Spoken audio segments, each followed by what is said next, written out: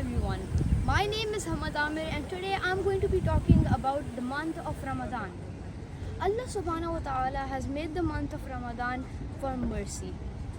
When the gates of hell are closed and the gates of paradise are wide open. So it is a free chance for all of us to do good deeds.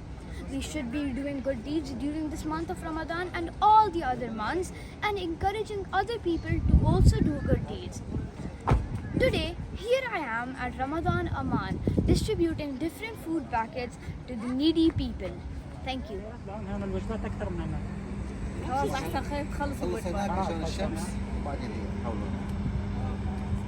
Guys, today was the last day and we have completed giving food packets to everyone over here. So I'm feeling so happy from my inside after giving the people the food packets, and Alhamdulillah, now Ramadan has finished, and when I was giving the people the food packet, the smile on their faces was making me so pleased with myself.